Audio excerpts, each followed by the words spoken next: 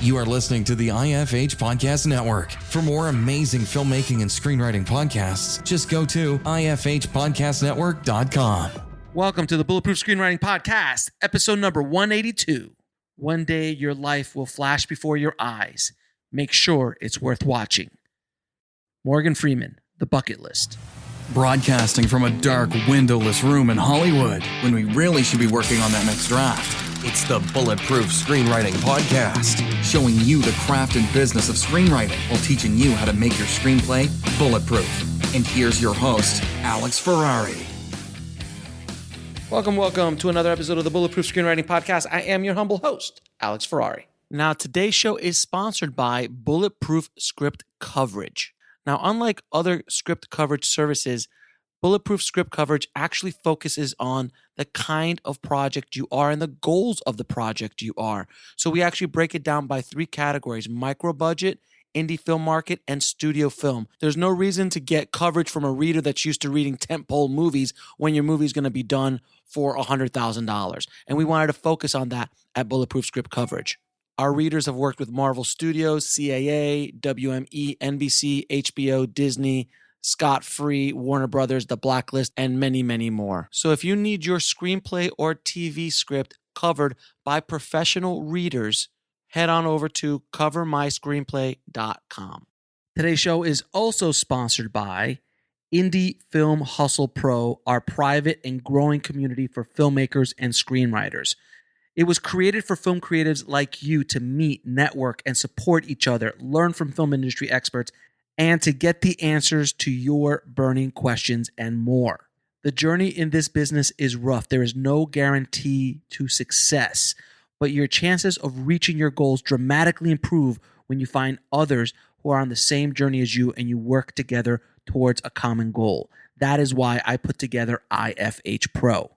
Inside, you'll get professional networking, private and safe spaces to discuss the film business, access to advanced tools and education, up-to-date education, exclusive content not available publicly, access to IFH Pro workshops, webinars, special guests, and so much more. If you want to check it out, head over to indiefilmhustle.com/pro.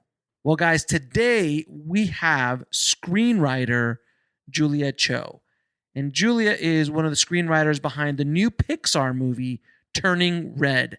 Now, one of the things I've always wanted to do is to speak to a writer from inside the magic machine, from inside Pixar, to see how they develop their projects, how they deal with the story, what the brain trust is like, this legendary thing called the brain trust that Pixar developed and designed, and how it's just an insider's view of what story is like inside of Pixar. And Julia definitely shares all about her journey, how she got to Pixar, her journey in television, being in a writer's room, what to do, what not to do, and so much more. This is plumb filled with golden nuggets for you guys. So without any further ado, please enjoy my conversation with Julia Cho.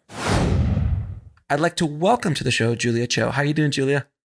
I'm doing great. Thank you so much for having me. Thank you so much for coming on the show. I am excited to talk to an Pixar insider, what it's like to work inside of the magic machine that we all have grown up with and love so much. But that's not your only claim to fame, and we're going to get into your whole journey, which is not, you just weren't born out of Pixar's womb, and you've been there all this time. You've done other things in life. So how did you and why did you want to get into this insanity that is the film industry? Oh, well, that's how long is this podcast? It was not necessarily a decision, like an intention that I had. I mean, my first love was theater, right? Right. So I had kind of grown up loving to read and wanting to be a writer. And for me, I got the theater bug as a teenager, and then just kind of found myself veering towards writing when I was in college and started writing plays. And at that point, I would say I was just a fan of the movies. I would just watch movies as a normal layperson. And I do remember watching the Pixar movies even back then as a young adult and just being like, I love these. I know they're for kids, but I love them, you know? And there was one moment where I think on a date with with the guy who's my husband now, but we went on an early date to see Monsters, Inc. And I remember like at the time I was really just still a struggling playwright, and I just couldn't imagine anything more diametrically opposite to what I was doing, because it was like what I did were these like really heavy, sad plays in tiny rooms the size of a closet that like 10 people saw. And then here I was watching Monsters, Inc., which made me cry, but also just made me laugh. And it was so exuberant. And I just remember articulating to my husband, I don't know what to call somebody who becomes that, but we were walking out and I'm like, it'd be so amazing to work at Pixar someday, So I started to become like a firm believer of putting it out there in the universe, because I think the fact that I actually said that just started some atomic ripple, maybe that like years later came back to me, because then I continued to do plays. And then I was doing a play at Berkeley Rep. And just to make the long story short, Pixar is always looking for writers, and Mary Coleman, who's the head of development there, among many jobs that she does, one of them is to always kind of be looking for writers to come to Pixar. And through a friend I have a friend who's a playwright screenwriter named Keith Bunin, who was working on Onward. She, I think, came to me and actually came to see the play that I was doing in Berkeley. And so I think that's kind of how it started. So I would just say in a kind of accidental way through my theater, I actually ended up being tapped to come to Pixar, which I never would have ever predicted. Well, and that's so funny, because so many people who have the intention, like, I'm going to work for Pixar, I'm going to do everything right to get on the radar of Pixar and do this or that and that. And you did none of that. You just said, hey, how cool would it be? And then if you would have gone back to talk to that person coming out of Monsters, Inc., you're going to go, hey, you're going to work on Pixar one day. And you're like, who are you? You're psychotic. Get away from me. Yeah, you are insane. That's never going to happen. No, and I do find that life keeps doing that to me. Like, I keep seeing ways in which you think the way to do life is to like figure out exactly what you want and just head straight towards it. And some people, maybe that works for them. But for me, it's always been kind of just steering towards writing as honestly as I can, writing the things I want to write, and just sort of pursuing that. And then completely out of the blue comes something that I couldn't have anticipated. And that's just been the way it's been for me. And Pixar was definitely like that, because I never made that a goal. And I didn't even think you could make it a goal. Like, and to this day, I think, yeah, you can't. Pixar has to find you. You can't go knocking on the door and hand them your script. It's kind of like, I've had so many writers and directors on the show who've tell me, like, Spielberg gave me a shot. I'm like, how did you get the Spielberg? Like, it's like, I didn't like knock on his door and hand him a script. It just like that energy will eventually find you if that's the path that you need to walk. And it's so interesting that no matter what you did along your path, there wasn't even an inkling, because I looked at your resume. There's nothing that says Pixar. Like, there's not even a short film. There is not like even your story, like the shows you've worked on, nothing says this would make a good Pixar screenwriter.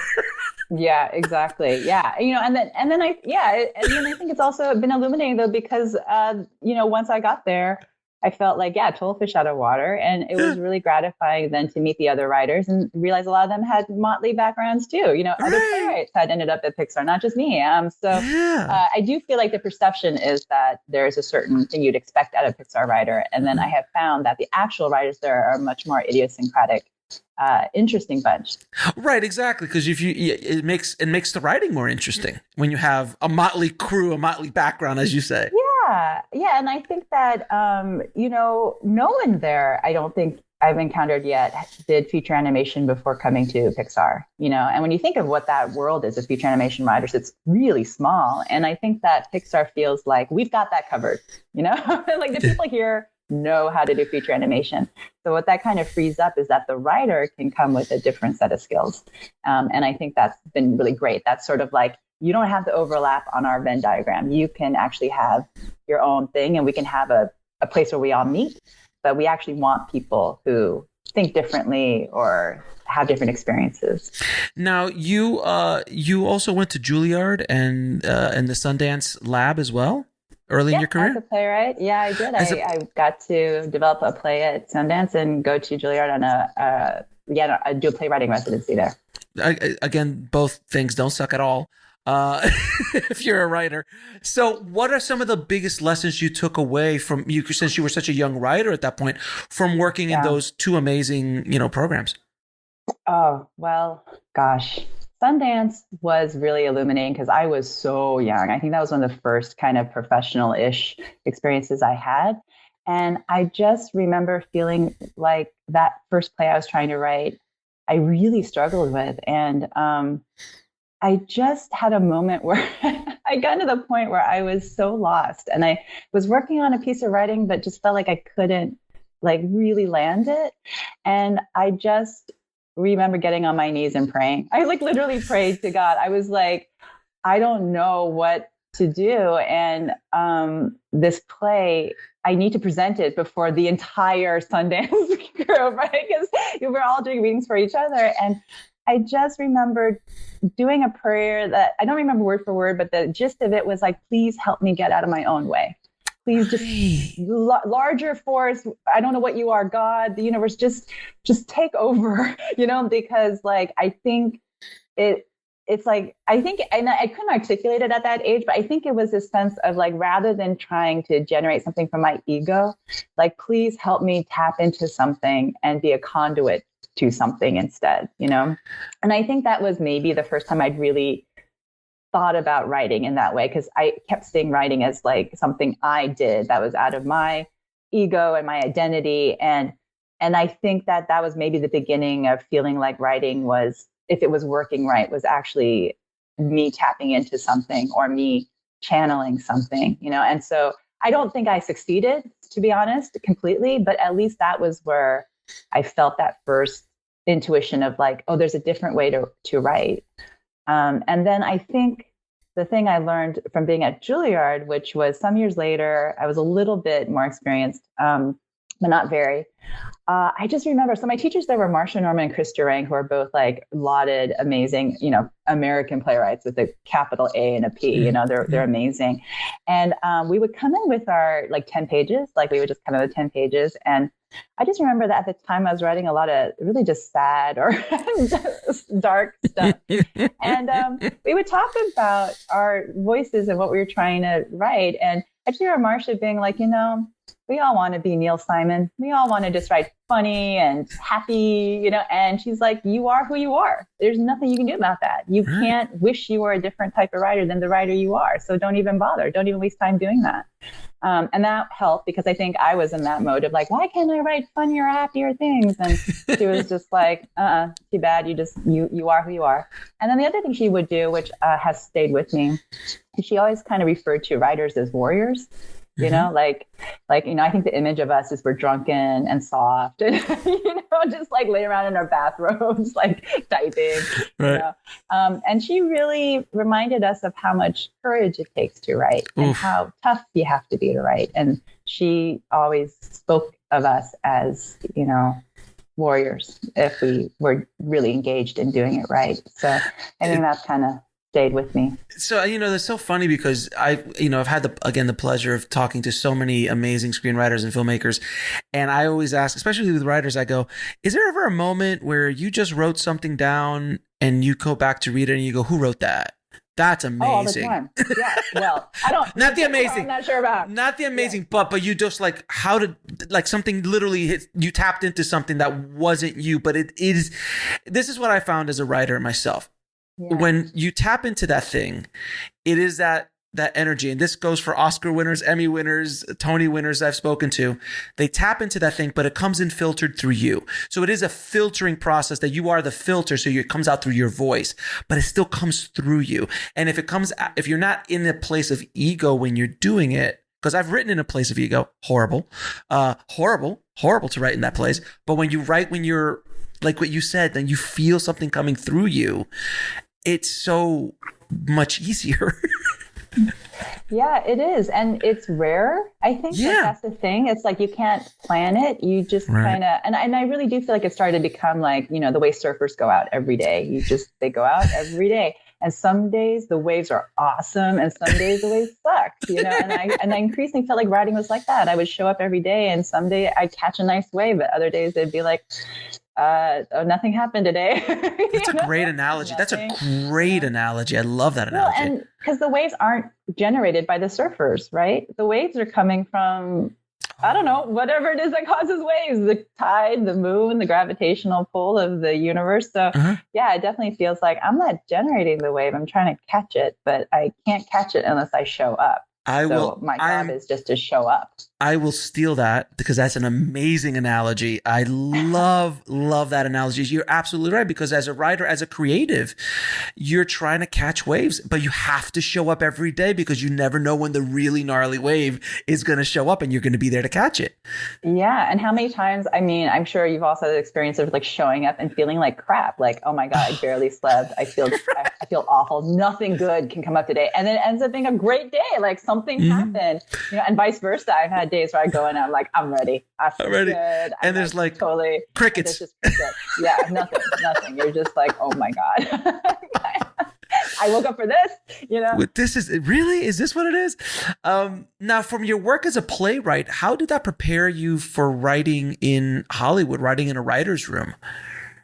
It didn't at all. It was completely different and weird and hard. I mean, I think as a playwright, like other than the actual production part of it, it's like really built for introverts, like so solitary. And I think to go from that to being in a room with 7 people, it really felt like Sartre's like No Exit. Like it kind of like, oh my gosh, I'm in like a room with like 7 people that may or may not like me, and I may or may not like them. And there's a lot of vying because like television was more so before like really hierarchical, right? Like everyone would show up and everyone would be like, who's the staff writer, who's the co-ed, who's like monkeys are trying to figure out where we are in the pecking order. And so I think that took a while to adjust to. And I was really lucky though. I mean, I ended up on great shows with great showrunners who were so amazing and nurturing about helping this poor little newbie staff writer get her feet wet. But yeah, I remember being completely bewildered. One of my early shows was a show called Fringe, and we would sit there, right? Yeah. So again, somewhat similar to Pixar. Nothing in my experience. I was going to say, prepared you for Fringe. I was going to ask you for, because you're in the first season of Fringe. You wrote a bunch of episodes in the first season of Fringe, according to your IMDb. And I'm looking at it and I'm going, how the hell did she get Fringe? Like that's a hell of a plum first job. No, seriously. So again, very similarly, I had written these like sad, dark plays in closets for 10 people. But the thing is, like, the plays I wrote were just very relational and very, like, they were real. Like, they weren't, like, crazy high concept plays and abstract or experimental. So they were readable, which helped, I think. But you know what? I think what I loved about television, though, is because there are, like, 7 writers, it really is more like a team. Sure. Like you don't need every single person to have every single skill, right? Like you literally have people playing different positions like the way you would on a football team or something, So like at Fringe, it was a really big room. Actually, it was like, I don't know, like 11 or 12 or something. Wow. I don't know. It was a large room as befitting a large network kind of tentpole show, right? Which doesn't really exist anymore. But back then, you still had those, right? And I just remember being like, oh, like there are certain niches that we all play or are all in, right? So there's the action guy, the sci-fi person, and I realized quickly early on that I was like, oh, I'm the relational person. I deal with the relationships. Yes, yeah. And I'm like, oh, like I'm the one who like does the emotional like talk. And what was really great is by the end of the season, like I'm pitching crazy sci-fi things too. Like I'm learning all the other ways to be too, like there was a moment where I pitched some insane teaser that didn't go, which was like the main character, like being attacked by like a troop of paramilitary and like laying them all to waste or something insane and unfilmable. But I just remember my showrunner being like, look what we've done to our little Julia. She came in as this quiet playwright and now she's like doing these B-movie action. He was so proud. He was like, look what we have done. Like, look what we've done. Look how far she's come. But so in that sense, I think that was my foot in the door. Like the feeling that like, oh, they still need, like one of the main characters was a woman, Fringe was the main character was, this female. So I think just this recognition that like on a big series like this, we need lots of points of view and people with different tools. So yeah, so even though my tool wasn't like the sci-fi tool, I felt like I had other things that helped me. We'll be right back after a word from our sponsor.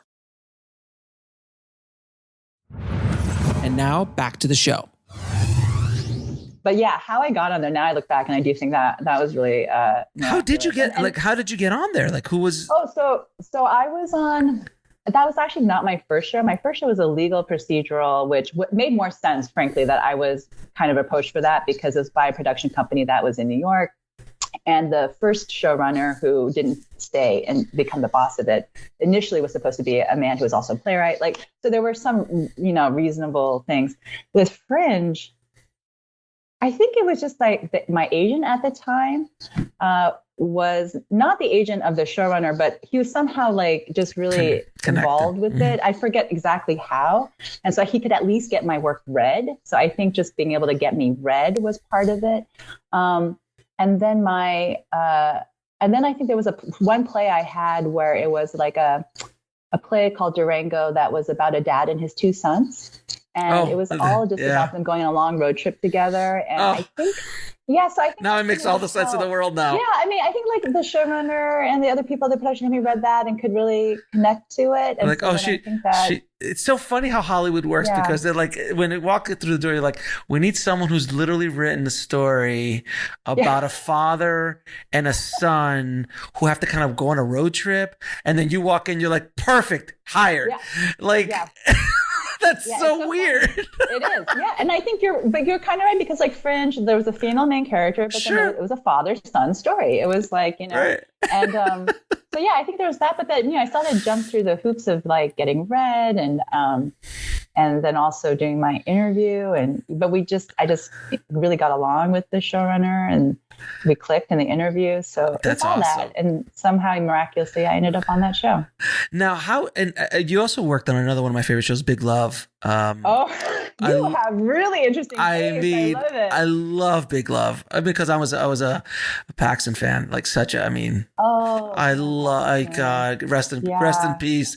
He was wonderful to work with. I've heard nothing from people who I know who've worked with him. They said he was just a doll, like a saint. Wonderful to work with. What was it like working on a show like that? Because that's a pretty big. It was HBO, if I'm not mistaken, right? It was that's a big tentpole HBO shows in the heat of Soprano. Like HBO was HBO at this point. It wasn't like at the beginning of like we're just trying to figure out narrative. Like they've already broken through so much stuff. What was it like working on that show? Well, then that was a real experience too, because I felt like I had gone from Fringe, which was this J.J. Abrams, Alex Kurtzman, Bob Orsi, huge thing. Mm-hmm. And then to go on to Big Love was kind of wonderful because it was more specific. It was more personal. It was more idiosyncratic, reflecting the taste of, the creators. And it just felt like going from something that was more mass market to something that was more like boutique. Right. Yeah. Like art, and both really good quality in their different ways, but their tastes were so mellow. It was such a melodrama, right? Like, so to learn that genre, like it was like, I remember like the touchstones of the shows couldn't be more different. Cause in, it's like tentpole versus art house. Almost. Yes, exactly. So like Fringe, it was like you had to know, X-Files and things like that. Sure. And then on Big Love, it was like, you had to know like Joan Crawford movies. It was like, what do you mean you haven't seen, what was it, Mildred Pierce? I was like, you have to watch Mildred Pierce. And I'm like, okay, and I loved it. And I was like, wow, like how different to be in that world. And it was really amazing just because like everything was just the quality of everything was so high. Like there was a bit more time and even the quality of the food was so high. I just remember being like, wow, like listen, like, when you're on a studio set and it's that crafty boy, that crafting, that lunch is a whole other world. I remember working on I walk on some shows and it was like some Fox shows I was working on and I walk on, I'm like, wow, man, is that lobster? Is literally, are the grips eating lobster right now? Like, is this? I Because I come from an indie world where like everyone's like pizza is like, whoa, pizza. No. It's a whole other experience. I mean, so you've been in a few writers' room. Do you have any advice for young writers who, if they have the opportunity to either be in a writer's room as a writer or as an assistant or as a runner, what to do when you're in that environment? Because from my understanding, I've never been in a writer's room, but from my understanding, it really all depends from the showrunner. It all starts at the showrunner. Like the showrunner could be a tyrant, or they could be the most wonderful, kind of like inclusive, and I want to hear everybody's idea. And then there could be the tyrant who's like, it's my way or the highway, and everyone's fearful to even say a thing. And I've heard both of those stories. So it sounds like you had the latter, the good, very encouraging, fun environment. How do you navigate the politics of that room? Because there is politics in those rooms.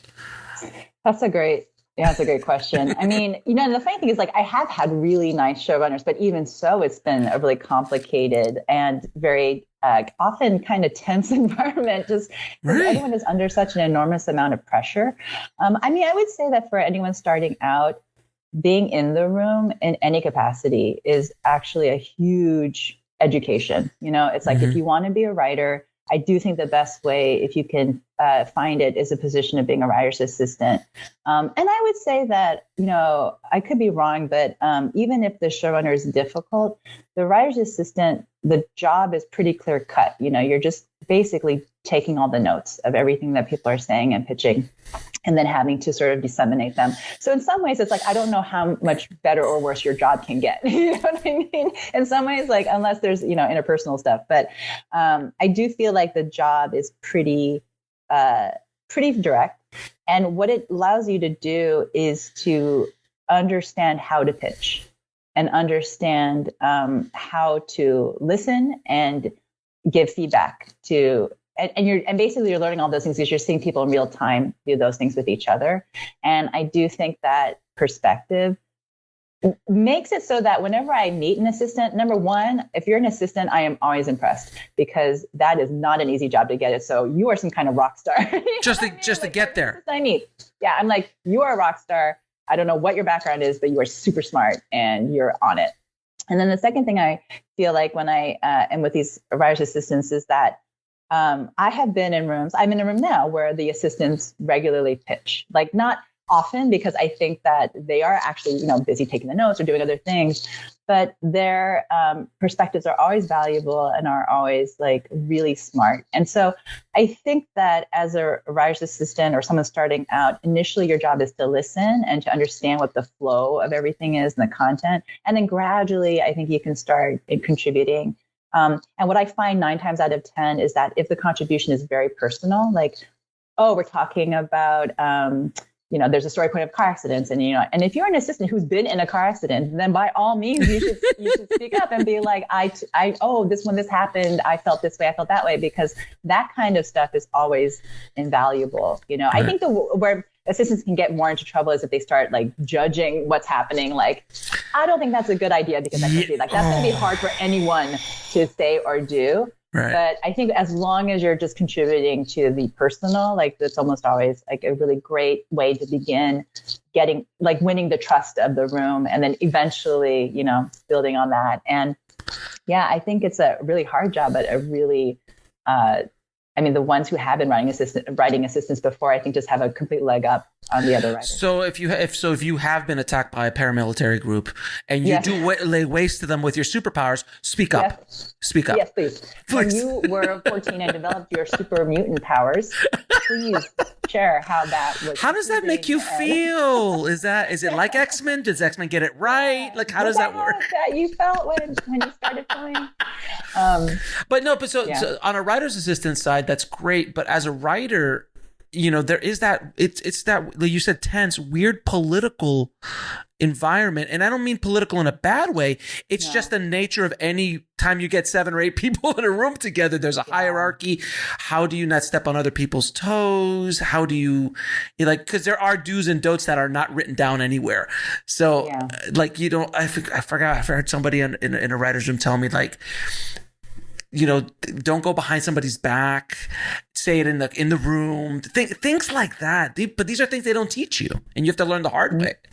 Yeah, no, I think that's all really hard and difficult. I guess the main thing I would say is that if you're stepping into a room, whether as a writer or an assistant, like, I think the main thing is openness, just to like always assume people are coming from a good place, as opposed to they're out to destroy me, which they might be, but at least initially give them the benefit of let's walk in with a positive attitude, as opposed to guns a blaring. Instead of guns a blaring. Yeah, and then what I've also learned is that actually I think everyone's nervous in the beginning. Everyone's nervous, even the higher ups. I think because they're also trying to establish that I know what I'm doing and who am I in this room and group?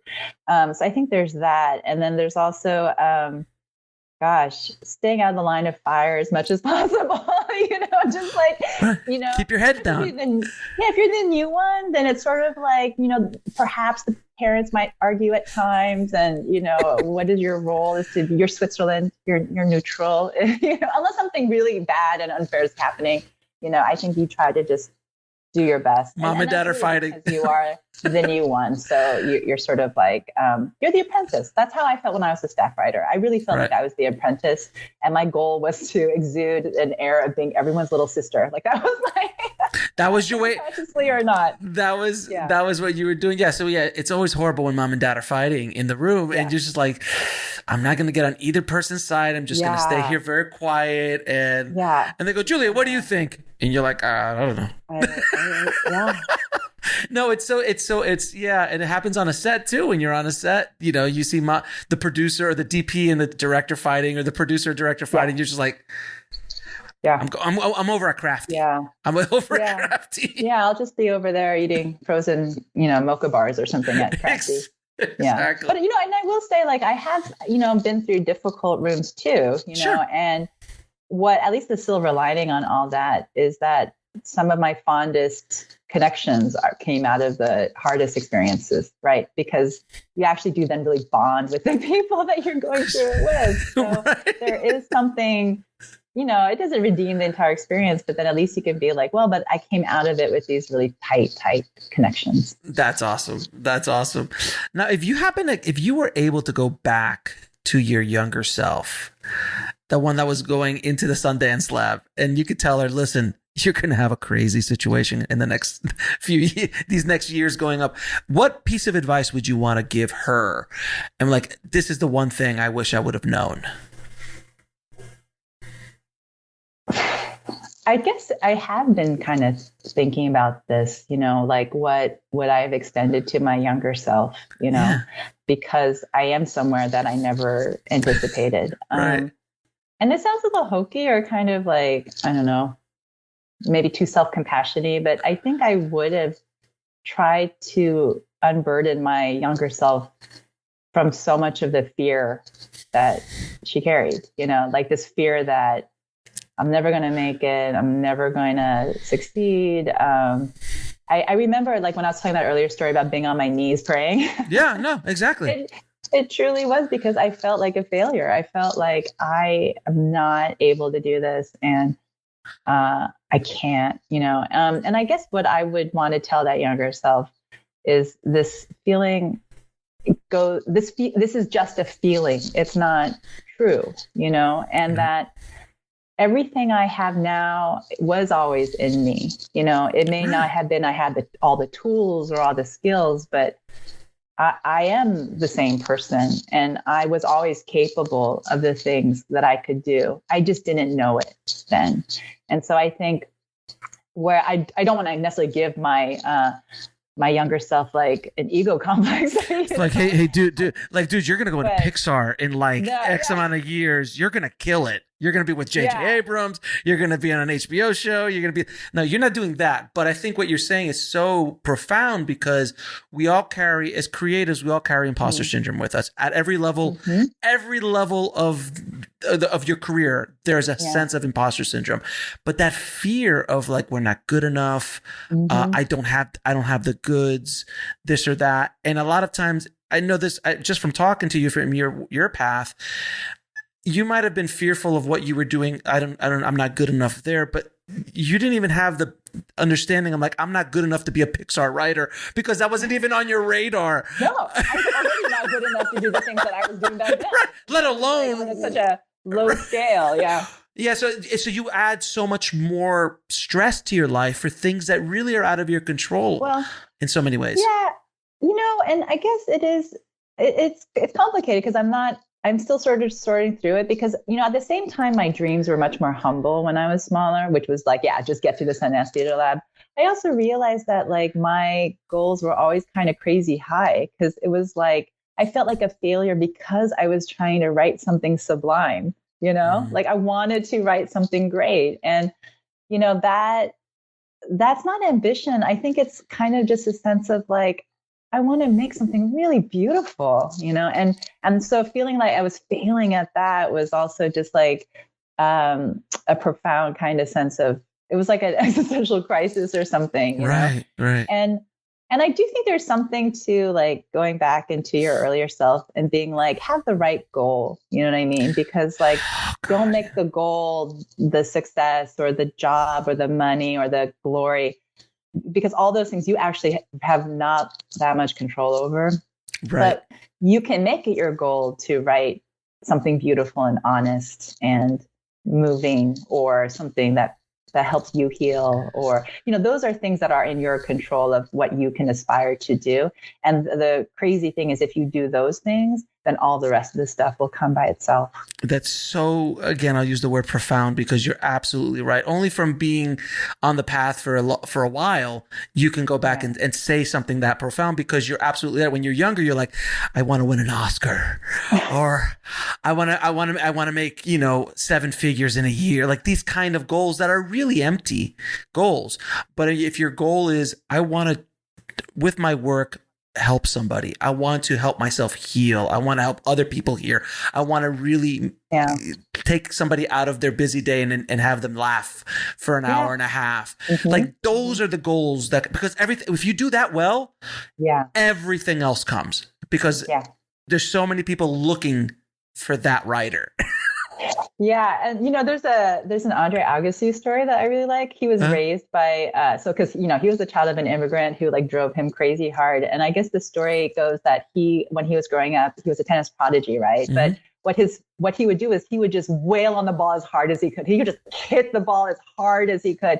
And his dad encouraged that. Like, instead of telling young little Andre Agassi, hit within the lines, he would say, hit the ball as hard as you can. And then eventually it will be in the lines. But don't worry about that. Like, don't pull back your swing and hit the ball less hard so that it'll go in the lines. Like, what you want is to actually have the hardest forehand anyone's ever seen, right? And it goes in the line. But don't hold back on that, And I think there's something in that about like art and writing. It's like, if we're aiming towards the job or the salary, then that requires hitting in the line, you know what I mean? 99% of the time. But what you want as a young artist starting out is just hit the ball as hard as you can, like right out of your mind, like write the craziest, freakiest thing, like, and then because you could pull that back. Yes, but once you're in the line, you can't hit it out, So start just.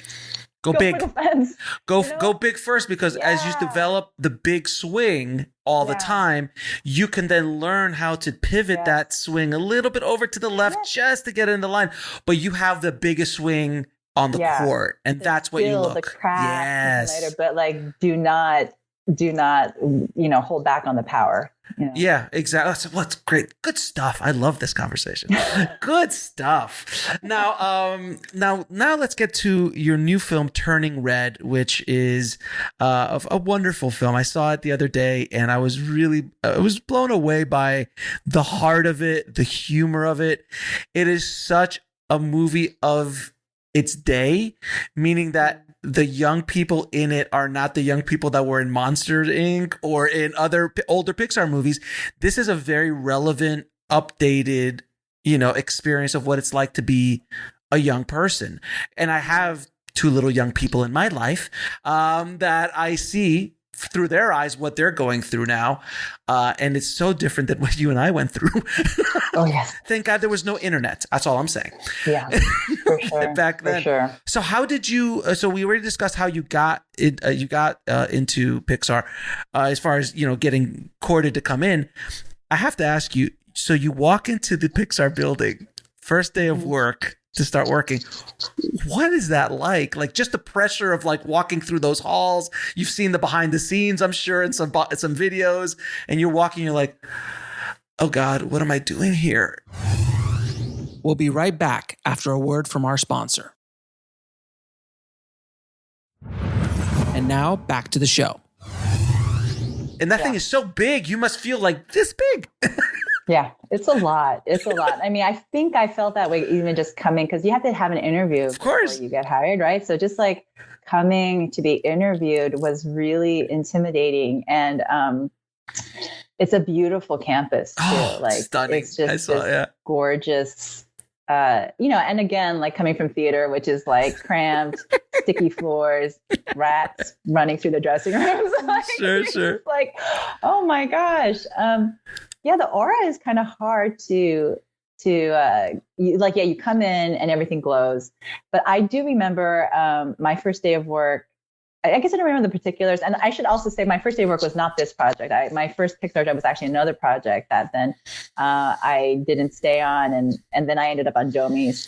But when I showed up for that first official Pixar day of work, the aura lasted only about 10 minutes. And then I started working, and it was so intense that I quickly, because like I feel like a lot of their projects are like under wraps, right? They have to be very careful. And so I felt like once I actually showed up, it was like, you're here, finally, the writer, sit down. And then they turn a fire hose of story on you is what happens, because it's like, here's what all the things we've been thinking about. Here's what we need to actually put into a script now. And you're just like fire hose, And so that is sort of what it feels like. They're like 10 minutes of aura and then 8 hours of fire hose. And then the aura's gone now. And now this is just like, I gotta work. I'm here on magical Mount Olympus where the gods live. And then you realize the gods are all really busy making their own movies.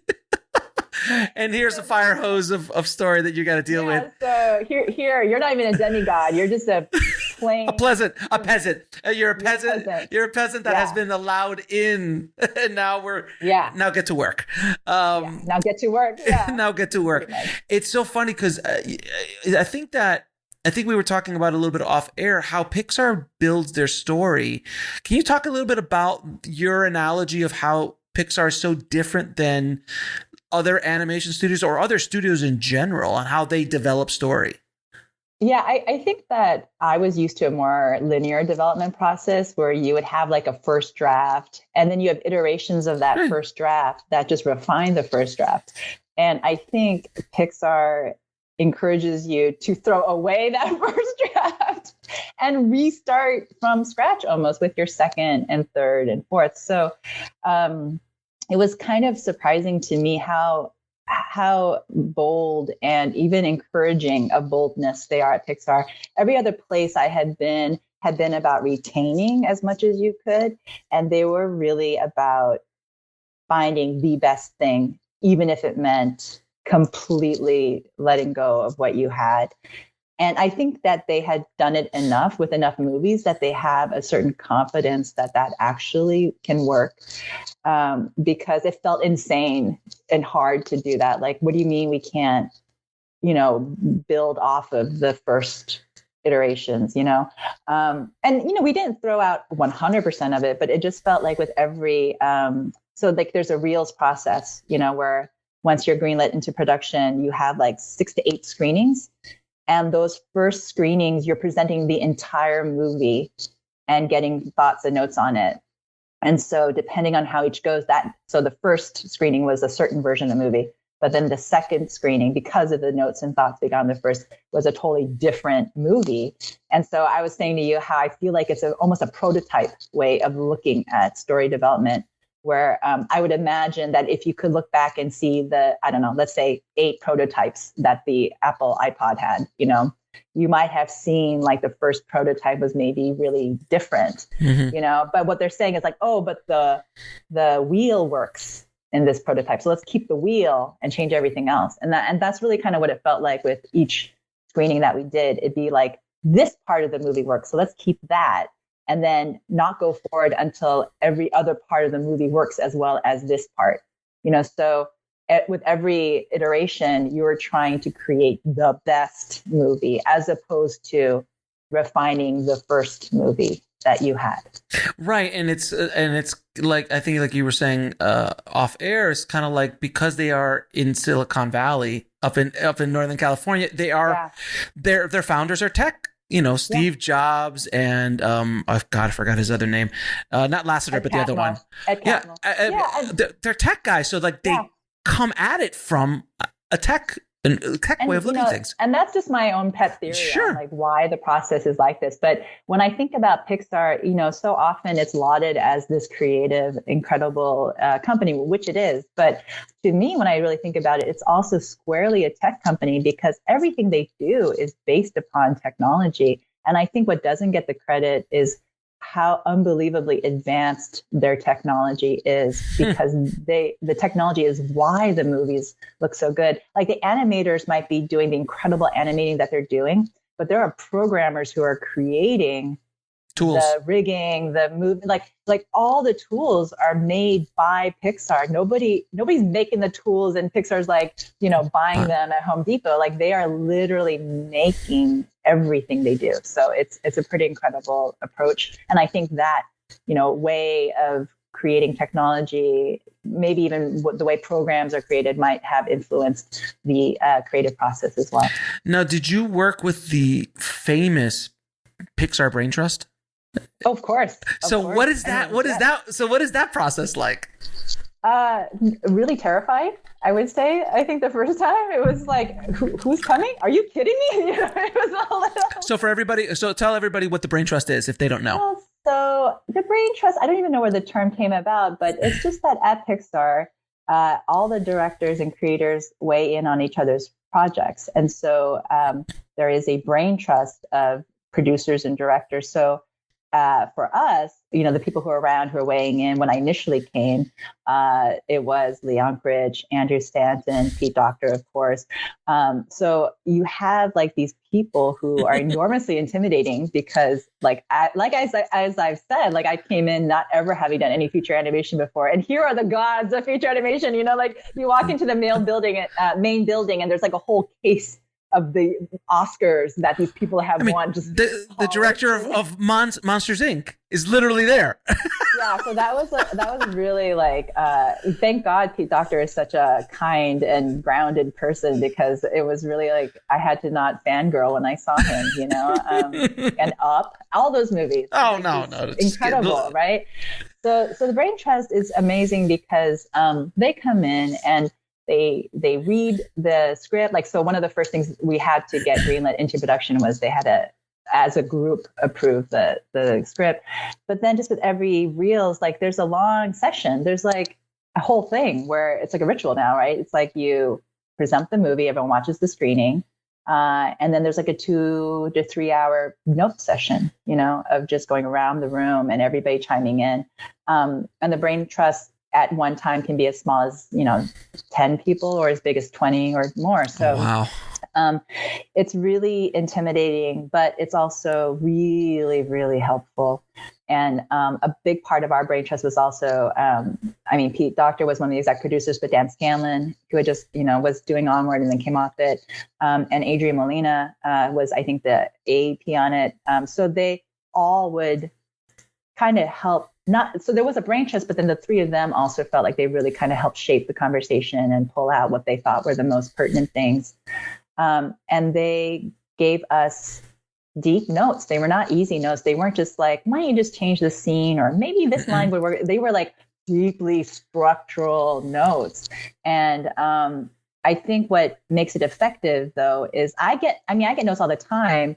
And being in TV, you get notes from executives, you get notes from all sorts of people, But what makes it nice at Pixar is you're getting the notes from other people who have wrestled with these same problems, who have suffered through these same things. Sure. And that sense of like mutual understanding, that they were coming at you from a place of people who had been there before, I think was enormously reassuring and made it a much more nurturing process than a destructive process. Because I've always wondered what it was like to be in that room and go through that again and again. It's not one time too. It's you do it multiple times, over and over again. And it's that's that kind of deconstruction of the stories. I was telling you, one of my dear friends used to work at Disney Animation, and they would just like completely throw away their entire movie, and they go, okay, we got 9 months to do the entire thing from scratch. And I asked you, is it like that at Pixar? And you're like, absolutely. It's insanity. Like, I have no idea how they do this. Yeah. No, because they'll throw away like months of work. Like, it's not just like the writing has been thrown away. Digital sets have been built. Characters have been built. I mean, there's been work, millions of dollars of development and A&R and everything. And it's gone. If it doesn't work, gone. It's brutal. Yeah. Yeah. And, and I think the ideal is to do as little of that as possible. Obviously. It's not the goal to throw things away, but I do feel like there is a kind of commitment that is really nice, which is they will fight for a movie that works and is up to what they believe in. They will not let it go. Just, you know what? Forget it. It's good enough. I never heard that. I never heard it. I doubt that you would ever will at Pixar. Now, when is it coming out, and where can people see it? So the movie is coming out tomorrow on Disney Plus. Okay. Which is exciting. And I think actually today it's rolling out globally, I want to say. So I think other countries are seeing it in their theaters. And there are some theaters that are showing it for a limited release. Right. So I would say if anyone out there thinks this movie is up their alley, whether it's because they're Canadian or love boy bands or whatever. Which was great, by the way. Yeah, right? Like just the widest net possible. But I would say, like, if you can safely watch it in a theater, it's really an amazing, fun experience to watch it with a large group of people. So whether it's streaming or in person, the movie will be out tomorrow. So and there was that's one of my favorite parts of the movie is the boy band scenario. It was just such a like, as I'm listening to it, I'm like, oh my God, these are all my girlfriends. Like, that's how you could tell that came from that had to have come from a personal experience of, like, between the director and you, like, it was so perfectly on point of the love that a young girl has for a ridiculous boy band. They just lose their mind over it. It was so perfectly done.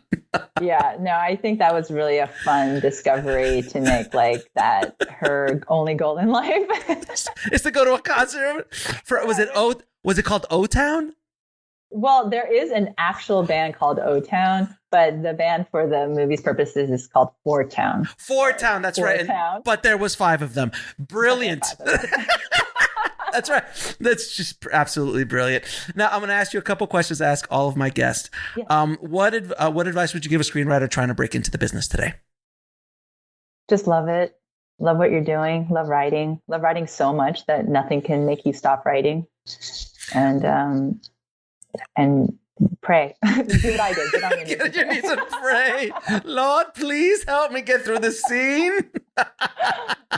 Now, what is the lesson that took you the longest to learn, whether in the film industry or in life?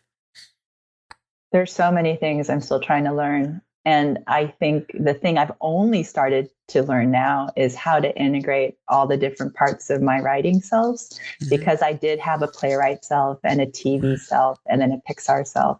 And I would keep them compartmentalized because I thought it would be, I don't know what I thought. I guess I thought I couldn't be all those things at once. And I think now is me trying to be one coherent writer who does all of that and does it all, uses all of herself with each project she writes, no matter what the genre. So the dark movies, the dark plays are in a room with 10 people, couldn't be over at Pixar. Yeah, that's all. Actually, I used to think they were all so separate, but those boundaries were imaginary. They were illusions, that I put there. And are there 3 pilots or 3 screenplays that all screenwriters should read? 3 pilots of screenplays that all scriptwriters should read. Oh my goodness. 3 pilots. This is such a great question. I want to give it a great answer. Oh my God. Okay. I don't know how to answer this question. Whatever comes to the top of your head. Can I also throw in some plays? Sure. Because absolutely. I feel like they're kind of urtext for. Sure. So I know it's like really esoteric, and I brought it up in something I was writing the other day, but there's this like really great play. This is so esoteric. It's Antigone. It's a modern adaptation of Antigone, which is like this really old play. Right? Sure. It's one of my touchstones of like a young woman's independence and voice. And it's translated from the French. Again, this sounds so pretentious and I don't mean it to, but it's just such a good play. And it's called Antigone by Jean Anouilh. It's just spelled Anouilh or something, but just Google Antigone. But then I would say that in terms of scripts, I think there really is something to learn from reading Aaron Sorkin's scripts. I'll just say, just because I think because he's such a master of dialogue, and I think he shows a way to kind of break the rules in a way that everybody, it's like he almost reinvents the rules, and I think there's a lot to be inspired by with that. So I think reading his dialogue is sometimes like a masterclass in how to have a two-hander. But then in terms of a pilot, I will confess, I don't actually read pilots too much because I myself, I don't know what it is, but I think like I don't want other voices to get in my own way. Sure. But if you are going to read something, I guess because I recently looked at it and it's not TV exactly, but I still find the voice of something like Juno really inspiring because it is like so specific. So I would say that, and I'm just gonna keep thinking about this question because it's such a great question. Thank you so much. Like now I have to really think about that. Like, what should you read? Oh, I would say this. I would read Moonlight by Barry Jenkins. Oh, such a great. The beauty of something, That's beautiful. And yeah. So. Yeah, a lot of great. And what's amazing is all those scripts are actually available. So how wonderful is that? Yeah, absolutely. They're available online. A lot of them are available on our site, so you could definitely check them out. Julia, it's been an absolute pleasure talking to you. It's been so much fun going down the path with you on your journey and getting an inside look at one of the greatest storytelling machines in modern history and seeing your perspective of the whole thing. So continued success. And I hope everybody goes out and sees Turning Red, which is, and maybe watches a boy band here or there, who knows? But I appreciate you so much. Thank you for doing what you do. Oh, thank you for doing what you do. Are you kidding? Yeah, totally. Thank you. I want to thank Julia so much for coming on the show and dropping her knowledge bombs on the tribe. Thank you so much, Julia. If you want to get links to anything we spoke about in this episode, including how to watch Pixar's new film, Turning Red, which is available on Disney+, head over to the show notes at bulletproofscreenwriting.tv/182. And if you haven't already, please head over to screenwritingpodcast.com, subscribe, and leave a good review for the show. It truly helps us out a lot. And on a side note, guys, I just want to thank you all for listening and sharing this information that we have at Bulletproof Screenwriting, because it has become one of, if not the biggest screenwriting podcast on Apple and Spotify. I've been seeing the numbers, and it is so humbling that the show has grown so much over the last couple of years. It has grown faster than I ever expected it to. So humbly, from the bottom of my heart, thank you so much for all the support. Please continue to share this information. I want to help as many screenwriters and filmmakers out there as humanly possible. Thank you again so much for listening, guys. As always, keep on writing, no matter what. I'll talk to you soon. Thanks for listening to the Bulletproof Screenwriting Podcast at bulletproofscreenwriting.tv.